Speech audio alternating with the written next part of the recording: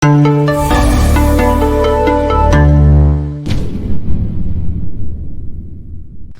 குருபியோ நமஹ. நான் ஆஸ்ட்ரோ முத்துரமா பாலாஜி, ஸ்ரீ முத்துக்காளி ஜோதிடம், கோவையிலிருந்து. இப்போ நம்ம பார்க்க இருக்கிறது இந்த 2025ஆம் ஆண்டு மே மாதம் 14ஆம் தேதி நடக்க இருக்கக்கூடிய குரு பெயர்ச்சிக்கான ராசி பலன்கள் மகர ராசி மகர லக்னக்காரர்களுக்கு எப்படி இருக்குது அப்படின்னு விரிவாக பார்க்கலாம். மகர ராசிக்காரர்களுக்கு இது நாள் வரையில் 5ஆம் இடத்துல குரு பகவான் இருந்தார். இப்போ பல விஷயங்களில் நிறைய சிக்கல்கள்லேருந்து உங்களை காப்பாற்றினார் அப்படின்னு மறுக்கிறதுக்கு இல்லை. நிறைய, அதாவது அது தொழிலாகட்டும், இல்லை உத்தியோகமாகட்டும், இல்லைனா உங்களுடைய திருமண வாழ்க்கையாகட்டும், உங்களுடைய ஹெல்த், இந்த மாதிரி பல விஷயங்கள்லேயும் ஒரு சிக்கல் இல்லாமல் ஸ்மூத்தாக அவங்களோட லைஃப் போயின்னு இருந்தது. ஆனால் இப்போ 6ஆம் இடத்திற்கு குரு வரும்போது என்ன ஆகும்னா, ஏற்கனவே சனி பகவான் 2லேருந்து 3க்கு நகர்ந்தாச்சு. அதாவது நீங்கள் 7.5 சனி காலத்திலேருந்து முழுமையாக விடுபட்டாச்சு. அதில் எந்த விதமான சந்தேகமும் இல்லை. ஆனால் 2ஆம் இடத்துல ராகு உட்கார்ந்துருக்கார், 8ல் கேது. இந்த சமயத்தில் இந்த குரு பெயர்ச்சி நமக்கு கை கொடுக்குமா அப்படின்னு அதை மட்டுமே நம்பி இருக்க வேண்டிய ஒரு காலமாக இருக்குது. 3ஆம் இடத்தில் இருக்கக்கூடிய சனி பகவான் உங்களை ரொம்ப பிரம்மாண்டமான முயற்சிகளை செய்ய வைப்பார். நல்ல தைரியத்தோடு உங்களை வேலை செய்ய வைப்பார். அதில் சந்தேகமே கிடையாது. ஆனால் இப்போ குரு போய் 6ல் உட்கார்ந்துருக்கிறது அது ஒரு மறைவு ஸ்தானம் தான் இல்லையா? அப்போது அது எனக்கு பரவாயில்லையான்னு கேட்டால் கொஞ்சம் ஆரோக்கியத்தில் சில தொந்தரவுகள் வரும். 6ஆம் இடமான ருணரோக சத்ருஸ்தானத்தில் போய் குரு உட்காரும்போது ஒரு நோயை வெளிக்காட்டி அதற்கு தீர்வை காண வைப்பார். அதில் மாற்று கருத்தே கிடையாது. வேலை செய்கிற இடத்துலையும் உங்களுக்கு கொஞ்சம் எதிர்ப்புகள் இருந்தாலுமே நீங்கள் அதை சமாளிச்சுக்கலாம். ஏன்னா 3ல் இருக்க சனி அந்த தைரியத்தை உங்களுக்கு கொடுத்துருவார்.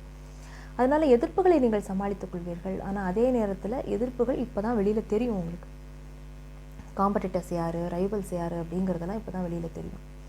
அப்போது குரு 6ல் போய் உட்கார்ந்துன்னு இருக்கும்போது அவருடைய பார்வை பலம் உங்களுக்கு என்ன நல்லதெல்லாம் பண்ண போகிறது அப்படின்னு கேட்டால், குரு 6ல் அமர்ந்து கொண்டு தன் 5ஆம் பார்வையாக 10ஆம் இடத்தை பார்ப்பார். 10, 12, அப்புறம் உங்களுடைய 2ஆம் இடம், இதை பார்ப்பார். இப்போ என்ன ஆகும்னா, குரு ராகு அந்த ஒரு 2ஆம் இடத்து ராகு மேலே குரு பார்வைப்படுறது. அப்போ ராகு 2ஆம் இடத்துல உட்காரும்போது குடும்பத்தை விட்டு உங்களை கொஞ்சம் பிரித்து வைப்பார்.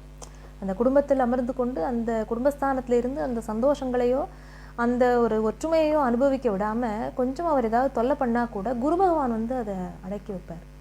இப்போ தனம் பெரும் தனமாக உங்களுக்கு கிடைக்கக்கூடிய ஒரு காலகட்டம். உங்களுடைய உத்தியோகம் மூலமாக, நீங்கள் செய்யக்கூடிய தொழில் மூலமாக சில விரயங்கள் அதற்காக நீங்கள் பண்ணினாலும் அது உங்களுக்கு ஒரு தன வருமானமாக அது கிடைக்கக்கூடிய காலம். இப்போ நம்ம உழைச்சுட்டே இருக்கோம், பிரம்மாண்டமான முயற்சிகளை நீங்கள் போடுறீங்க, அது அங்கே ஃபுல்லாக நீங்கள் அவ்வளோ எஃபர்ட்டை போட்டிருக்கீங்க, ஆனால் அவுட்புட் லாபமாக எந்த ஒரு இதுவாகவும் உங்களுக்கு கிடைக்கல அப்படின்னா அப்போ நீங்கள் உழைச்சி அதுக்கு பிரயோஜனம் இல்லை இல்லையா? இப்போ அந்த நிலைமை மாறி இப்போ உங்களுடைய உழைப்புக்கேற்ற ஒரு பலன் உங்களுடைய தொழில் பாவகத்திலையும் உங்களுடைய உத்தியோகஸ்தானத்திலையும் வேலை செய்கிற இடத்துலையும் அதுலேயும் நல்லபடியாக ரிஃப்ளெக்ட் ஆகும். அப்போது தொழிலுக்காக நீங்கள் சில முதலீடுகளை போடுறதுக்கு கடன் வாங்கி போடுவீங்க, சில விரயங்கள் நடக்கும், தொழிலுக்காக நடக்கும், ஆனால் அது எல்லாமே லாபமாகும். ஏன்னா குரு 10ஆம் இடத்தை பார்க்கும்போது தொழில் நல்லபடியாக நடக்கும். வேலையாட்களோட ஒத்துழைப்பு இல்லை, எனக்கு சரியாக ஆட்கள் டைமுக்கு வரல, அந்த கான்ட்ராக்ட் லேபரர்ஸ் ஆளே கிடையாது, எனக்கு நானே எல்லாம் பண்ண வேண்டியிருக்கு, நீங்களே அந்த பண்ணிட்டு இருந்த அந்த கஷ்டங்கள் மாறி சரியான வேலையாட்கள் தகுந்த நேரத்தில் ஆர்டர்ஸ் டெலிவர் பண்ண முடியறது அப்படிங்கிற மாதிரியான விஷயங்கள் நடந்து தொழில் நல்ல விதமாக மேன்மையுறும். ஆனால் சில சுப விரயங்களையும் குரு பகவான் கொடுப்பார். குடும்பத்துக்காக சில சுப விரயங்களை கொடுப்பார். இப்போ என்ன பண்ணுவோம், நம்ம குடும்பத்துக்காக ஏதாவது ஒரு ஆடம்பரமான செலவு சிலதை பண்ணுவோம். அது ஏதாவது பொருட்கள் வாங்குறதா இருக்கலாம், இல்லை குடும்பத்திலேயே நிறைய பேருக்கு குடும்பத்தில் ஒரு புது நபருடைய வருகை இருக்கும். அது ஒரு குழந்தை பிறக்கலாம், இல்லை வீட்டில், இல்லைன்னா ஒரு புதிய உறவு, வீட்டில் யாருக்காவது கல்யாணம் ஆகலாம். அந்த மாதிரியான சந்தோஷங்களையும் குரு பகவான் கொடுக்க தவற மாட்டார். ஏன்னா அடுத்தவர் அதிசாரத்தில் 7ஆம் இடத்திற்கு போகும்போது பல மகர ராசிக்காரர்கள் திருமணத்திற்கு காத்து கொண்டிருந்தவர்களுக்கு டக்கு திருமணம் அமைஞ்சிடும். இவ்வளோனா வெயிட் பண்ணி பார்த்துட்டே இருந்தோம், இன்னும் எனக்கு ஆகலையேங்கிறவங்களுக்கு இப்போ அந்த திருமணத்திற்கு உண்டான வாய்ப்புகள் கட்டாயமாக கிடைக்கும். அது இந்த அக்டோபரிலிருந்து டிசம்பர் வரை இருக்கக்கூடிய அந்த அதிசாரத்தில் குரு போகக்கூடிய காலம் ரொம்ப ரொம்ப ஃபேவரபுளாக இருக்கும். 5ஆம் இடத்துல இருந்த குரு என்ன நற்பலன்களை கொடுத்து உங்களை காப்பாற்றி வச்சுட்டு இருந்தாரோ அதே போல் இப்போ அவர் 7ஆம் இடத்திற்கு அந்த அதிசாரமாக வரக்கூடிய காலகட்டத்திலையும் அதே வகையான நல்லதை பண்ணுவார்.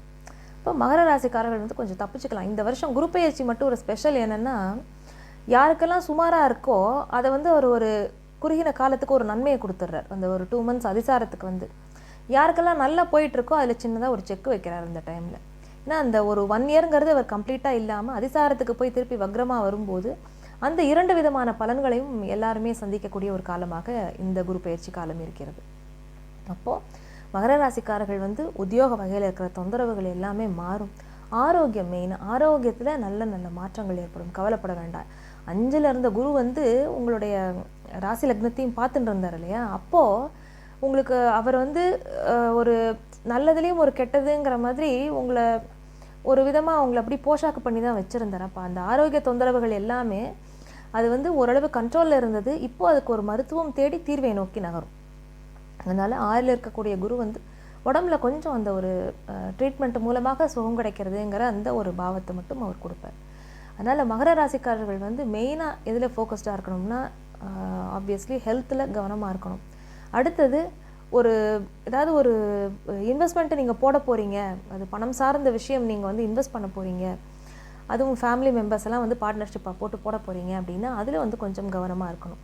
ஏன்னா குடும்பத்தில் வந்து நிறைய அபிப்பிராய பேதங்கள்ங்கிறத வந்து ராகு பகவான் கிரியேட் பண்ணி அப்புறம் அது வந்து ஒரு என்ன சொல்கிறது, ஒரு பூகம்பத்திற்கு பின் அமைதி அப்படிங்கிற மாதிரி ஒரு ப்ராப்ளம் வெடிச்சு அப்புறம் அது வந்து அமைதியாகும். ஸோ அந்த மாதிரியான சில விஷயங்கள் எல்லாம் வந்து 2ல் இருக்கக்கூடிய ராகு கொடுப்பார். ஆனால் அதே நேரத்தில் பெரும் தனமும் உங்களுக்கு கிடைக்கும். அதை வந்து விருத்தி பண்ணி கொடுக்கறது குரு பகவானுடைய ஒரு வேலையாக இருக்கும். ஸோ அந்த குருவுடைய பார்வை வந்து உங்களுக்கு நல்ல விதமாக இருக்கிறதுனால நிறைய சுப செலவுகள் பண்ணுவீங்க. அதனால் வந்து நீங்கள் அக்கௌண்ட்ஸ் என்னன்னு சொல்லி கணக்கு வழக்கு எழுதி வச்சுக்கிறது ரொம்ப ரொம்ப முக்கியம். ஏன்னா நம்ம ஒரு கண்ட்ரோலே இல்லாமல் நம்ம செலவு பண்ணிட்டோம் அப்படின்னா அப்போ அடுத்த சிக்கலுக்கு நம்ம ரெடியாக இருக்கணும். ஏன்னா ராகு வந்து 2ல் இருக்கக்கூடிய ராகு அடுத்த லக்னபாவத்துக்கு வரும்போது என்ன பண்ணுவார்னா இன்னும் ரொம்ப ரொம்ப பிரம்மாண்டமாக உங்களை யோசிக்க வைப்பார். இப்போ அந்த நேரத்தில் குருவும் வந்து 7ஆம் இடத்திற்கு வந்து 8க்கும் வரும்போது அப்போ இன்னும் ரொம்ப சிக்கல்களை கொடுக்கும். இப்போ நம்ம வந்து யாருக்காவது ஒரு சைன் பண்ணி கொடுத்து ஒரு அக்ரிமெண்ட் போடுறோம் அப்படின்னா அந்த விஷயத்தில் கொஞ்சம் கவனமாக இருக்கணும் இப்போவே. அதே நேரத்தில் நீங்கள் ஒரு இது சைன் பண்ணுறீங்க, உங்களால் அது செய்ய முடியும்னா மட்டும் அதை ஒத்துக்கோங்க. என்னால் அது செஞ்சு தர முடியும்னு வாக்கு கொடுங்க. அப்படி இல்லைன்னா உங்களுக்கு அதுவே வந்து பிரச்சனையாக முடியும் ஒரு 2-3 வருஷத்துக்கு அப்புறம். அதனால் இந்த லாங் டேர்ம் விஷயங்கள் அப்படின்னு நீங்கள் மனசில் வச்சு பண்ணும்போது ஒரு பிஸ்னஸில் இன்வால்வ் ஆகி இருக்கிறவங்க எல்லாருமே வந்து ஒரு குறுகிய காலத்துக்கு மட்டும் இல்லாமல் ஒரு நீண்ட கால ஒரு கண்ணோட்டமாகவும் அதை பார்த்து அதுக்கப்புறம் அதற்கு உண்டான ஒரு இதை போடுங்க. எப்பயுமே எழுத்துப்பூர்வமான விஷயங்களை வச்சுக்கிறது ரொம்ப நல்லது. வாய் வார்த்தையாக நீங்கள் வந்து அதை ஒரு ஒப்புகையாக எடுத்துக்காமல் அதை வந்து எழுத்துப்பூர்வமாக வச்சுக்கொள்வது ரொம்ப ரொம்ப ஒரு நல்லதாக இருக்கும். ஏன்னா குரு வந்து உங்களுக்கு 3ஆம் இடத்திற்கு உண்டானவர். மகர ராசிக்காரர்களுக்கு 3க்கு உண்டானவர் குரு பகவான். அதே போல் உங்களுக்கு விரைபாவகமான தனுசுக்கும் உண்டானவர் அவர் தானே. அப்போ 3-12 அப்படிங்கும்போது உங்களுடைய அந்த ஒரு வாக்கு கொடுத்துட்டோம் அப்படிங்கிறதுக்காகவே நீங்கள் நிறைய விரயங்களை சந்திக்கக்கூடிய ஒரு காலகட்டமும் வரும்.